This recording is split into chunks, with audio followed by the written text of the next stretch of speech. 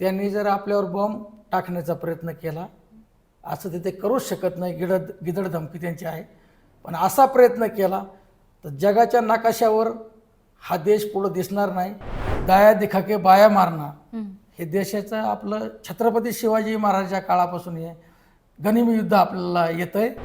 तर जे कॅम्प आहेत कॅम्पचं GR ग्रीड रेफरन्स 8 फिगर याने 100 मीटरच्या आतमध्ये त्याच पिन पॉईंटवर फायर होतो. आतंकवादीने निरपराध माणसांना जे मारण्याचा प्रयत्न केला आणि जातीवाचक मारण्याचा प्रयत्न केला, हा घोर अपराध असल्या कारणानं आपण सुद्धा युद्ध करण्याचा प्रयत्न केलेला नाही. नमस्कार, मी प्रियंका. तुम्हा सगळ्यांचं लेट्सअप मराठीमध्ये स्वागत. प्रेक्षक हो, पहलगामच्या हल्ल्यानंतर भारताने अखेर पाकिस्तानला त्याची जागा दाखवून दिलेली आहे. आज पहाटे भारताने पाकव्याप्त काश्मीरमधील 9 दहशतवादी ठिकाणांवर हल्ला करत क्षेपणास्त्र डागलेली आहेत आणि मिशन सिंदूरनुसार ही कारवाई करण्यात आलेली आहे. पहलगामच्या हल्ल्यानंतर तब्बल 15 दिवसानंतर ही कारवाई झालेली आहे. याच पार्श्वभूमीवर आपल्यासोबत चर्चा करण्यासाठी स्टुडिओमध्ये उपस्थित आहेत सुभेदार मेजर प्रकाश ठोकळ सर. सर नमस्कार, तुमचं आय लव्ह नगरमध्ये. सर, माझा पहिला प्रश्न आहे तुमच्यासाठी की आज पहाटेच भारताने पाकिस्तानवर स्ट्राईक केलेला आहे आणि तिथले 9 दहशतवादी अड्डे उद्ध्वस्त झालेत. तर या हल्ल्याकडे तुम्ही नेमकं कसं पाहताय? हा हल्ला होणं अपेक्षित होतं. आपल्या देशाला कधीच असं वाटलं नाही की आपण दुसऱ्या देशावर अतिक्रमण करावं, परंतु या ठिकाणी आपल्या यात्रेकरूवर जातीवाचक शब्द बोलून त्यांच्यावर हल्ला केला गेला, अतिशय निंदनीय आहे आणि म्हणून याचा आपण निषेध सर्वच करत आहोत. आणि त्या ठिकाणी आपल्या देशाची आत्तापर्यंत आपल्या देशावर जेवढे त्यांनी हल्ले करण्याचा प्रयत्न केला त्याला हमेशा आपल्या इंडियाने, आपल्या भारतवर्षाने प्रत्युत्तर देण्याचा प्रयत्न केला आहे. आणि आपला देशाविरुद्ध हा लढा नाही आहे, आपला फक्त आतंकवादी संघटनावर आपला लढा आहे. म्हणून काल जी कारवाई झाली अतिशय योग्य आणि योग्य टायमामध्ये झाली असं माझं वैयक्तिक मत आहे. आता भारताने त्यांच्यावर एअर स्ट्राईक केलाय, त्याच्यानंतर पाकिस्तान तर शांत बसेल असं तुम्हाला वाटतं का? नक्कीच पाकिस्तान कधीच शांत बसू शकत नाही, कारण प्रत्येक देशाचा मान गौरव असतो आणि त्यांच्यावर जर तुम्ही कारवाई केली तो छोटी मोठी कारवाई जरूर आपल्यावर करेल आणि त्यासाठी आपली इंडियन आर्मी बखुबीशी तयार आहे. ते काय करू शकतात? जर त्यांनी ॲक्शन घेतली तर भारताला कुठलं नुकसान होऊ शकतं का? ज्या टायमाला त्यांनी पाठीमागे एअर स्ट्राईक झाला, जसे त्यांनी 2-3 आपल्या आम्निशन डंपवर फायर करण्याचा प्रयत्न केला, त्याच प्रकारे ते काहीशी थोडी मोठी चकमक करू शकतात असं मला वाटतं. आता आपण हा एअर स्ट्राईक होण्याचं कारणच पहलगामचा हल्ला आहे. तर पहलगामच्या हल्ल्यामध्ये नेमकं झालं असं की तिथं पर्यटक होते, सामान्य पर्यटक जे फिरण्यासाठी गेलेले होते. त्या पर्यटकांवर आपल्याच लोकांमध्ये घुसून त्यांनी हल्ला केलाय आणि त्यावेळेस त्यांना धर्म विचारण्यात आला. तर हे कितपत योग्य आहे? मग हाच मेन कळीचा मुद्दा आहे. धर्मावर जाऊन जर कोणी कारवाई करत असेल, कारण भारतवर्षामध्ये हिंदू, मुस्लिम, शीख, ईसाई सर्व प्रकारचे लोक राहतात, पण आपल्या देशामध्ये अशी कधीच अशी वेळ आली नाही. आणि हा हमलासुद्धा आत्तापर्यंत अशी घटना घडलेली नाही.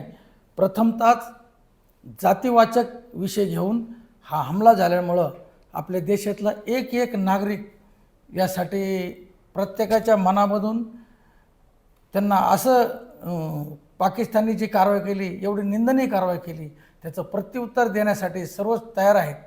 आणि आपल्या पंतप्रधानांनी सुद्धा अगदी त्याच हिरिरीने त्या ठिकाणी त्यांना उत्तर देण्यासाठी तयारी दर्शवली. ही सुद्धा मोठी बाब आहे. आता भारतीय लष्करामध्ये तुम्ही काम केलेलं आहे. समजा भारत पाकिस्तान जर युद्ध आता झालं तर भारतीय सैन्य दल नेमकं कशी तयारी करते किंवा कशी तयारी केली जाते अशी परिस्थिती असेल तर? आता ज्या टायमाला कारगिलचा वार झाला, कारगिलची लढाई झाली, त्यावेळेसमध्ये मी स्वतः बॉर्डर लाईनला तैनात होतो.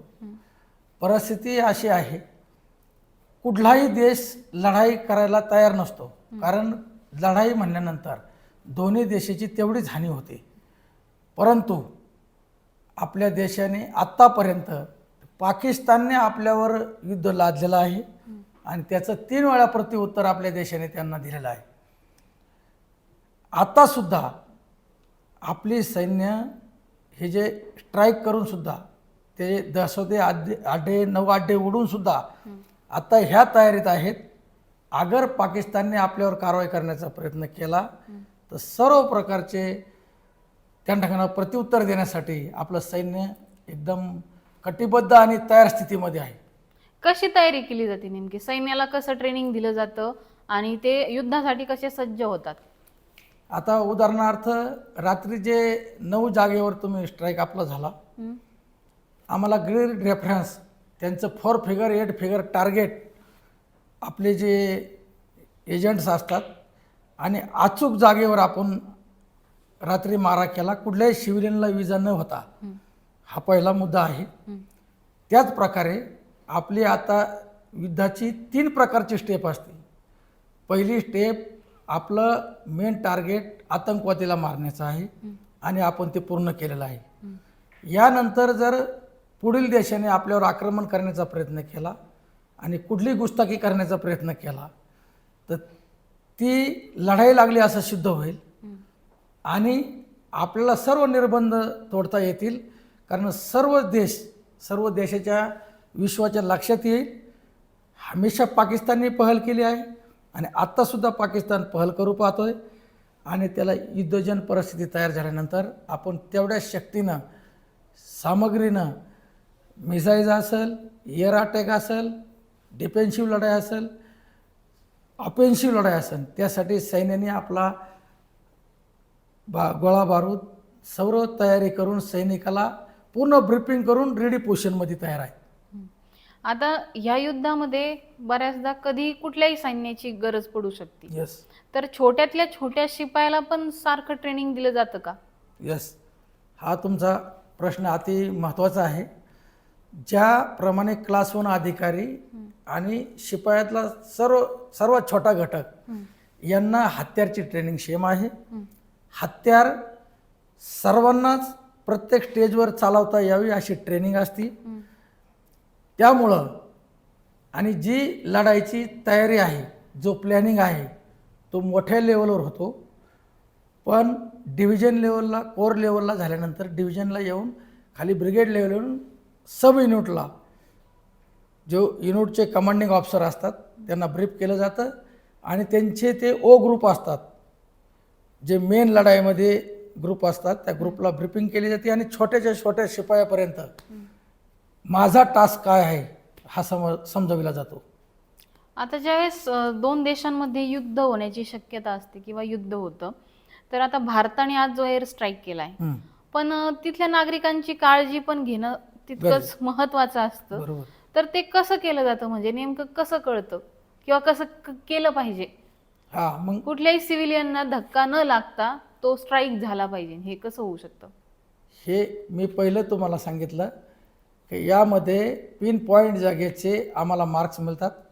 त्या मार्किंगवर ग्रीड रेफरन्सवर टार्गेट चुनले जातात आणि आपलं मिसाईल जरी फायर केलं, एअर अटॅक जरी केला तर जे कॅम्प आहेत कॅम्पचं GR ग्रीड रेफरन्स 8 फिगर याने 100 मीटरच्या आतमध्ये त्याच पिन पॉईंटवर फायर होतो.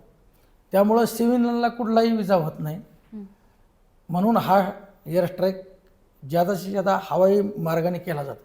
अच्छा, तर आता हा हल्ला झाल्यानंतर अनेक देशांच्या प्रतिक्रिया आल्यात भारतासाठी. काहींनी भारताचं कौतुक केलंय आणि काही विरोधात पण बोलले की हा एअर स्ट्राईक योग्य नाही.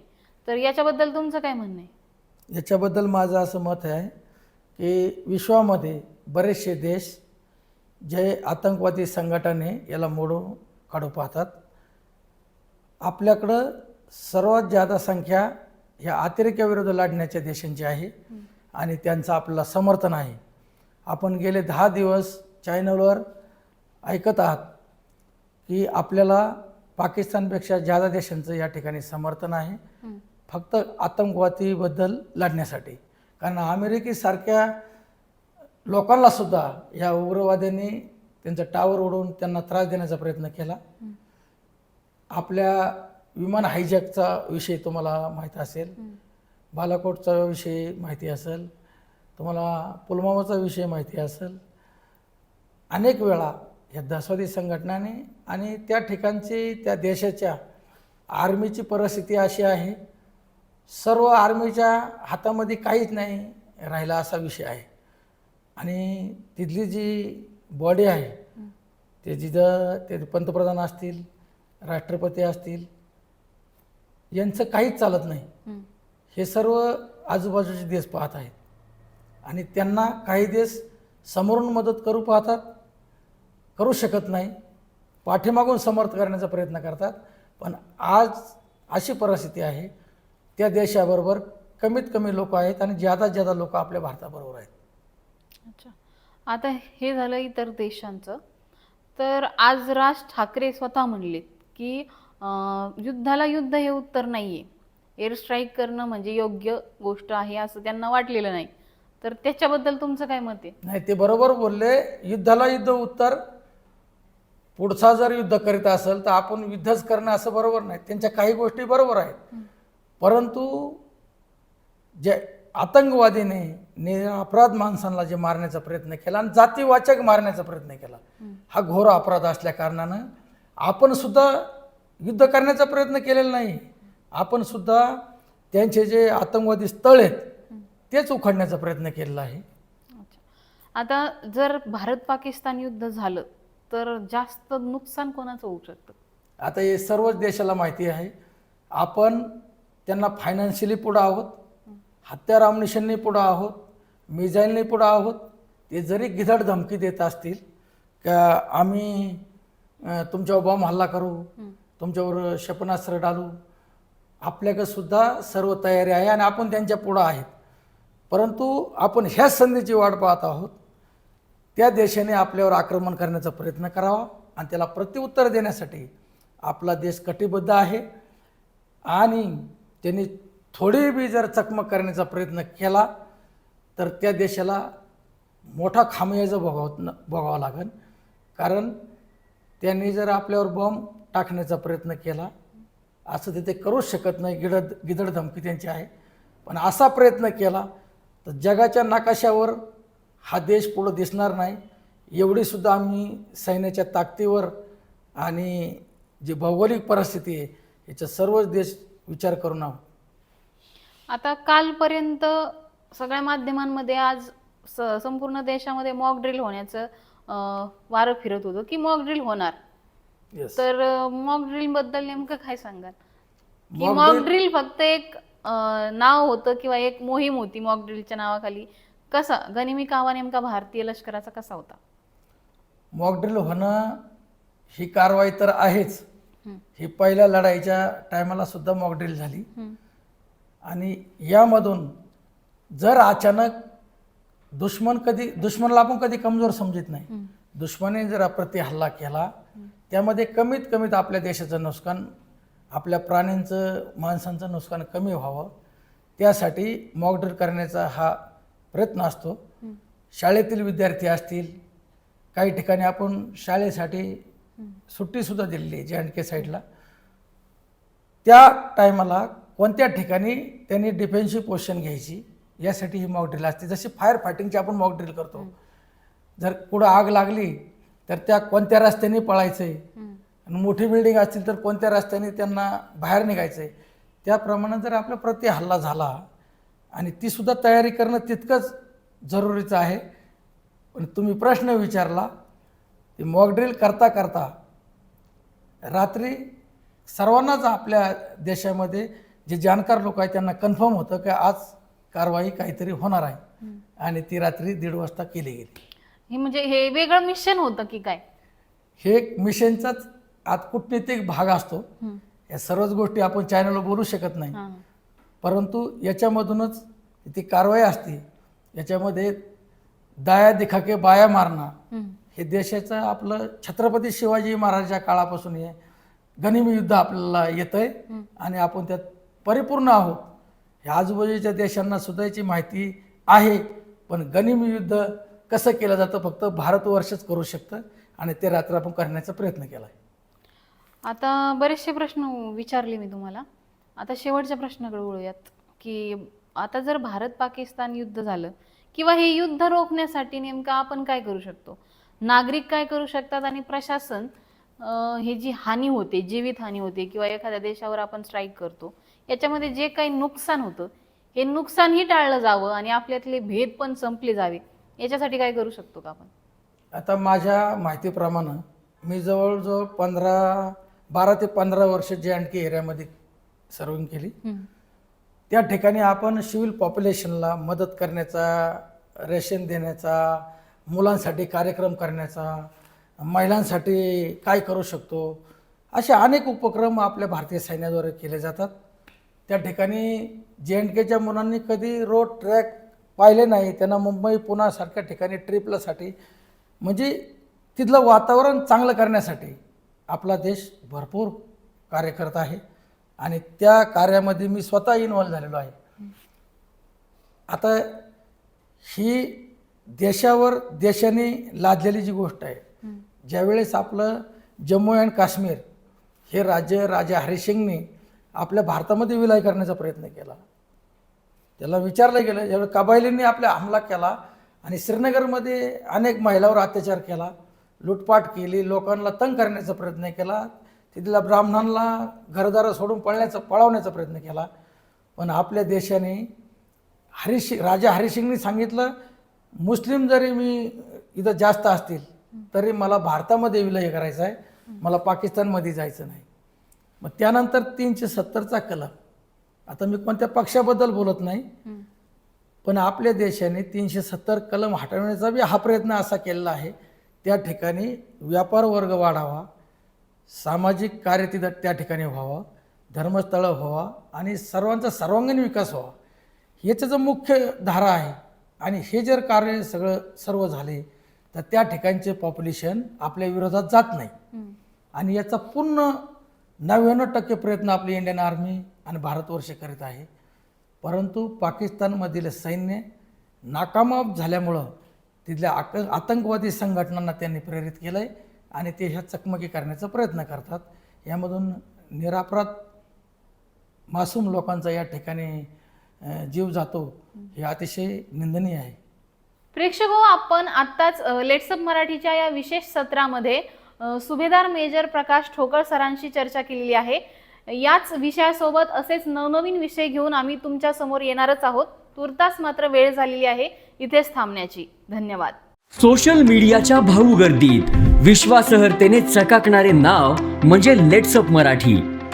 सगळ्या नागरिकांना ती स्पीच, ती right लेट्सअप वरील मुलाखती म्हणजे विचारांचा खजिना. त्यानंतरच्या निवडणुकीमध्ये मला सोडून गेले.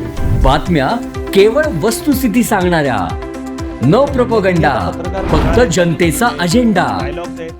क्योंकि आने वाला कल जाने वाला है, जाने वाला कल आने वाला है. राजकारण, मनोरंजन असो की क्रीडा क्षेत्र, महाराष्ट्राची स्पंदने संवेदनशीलतेने टिपणारे माध्यम म्हणजे लेट्सअप मराठी. जगासोबत एक पाऊल पुढे राहण्यासाठी लेट्सअपचे ॲप, सोशल मीडिया आणि वेबसाईट सोबत कनेक्टेड रहा.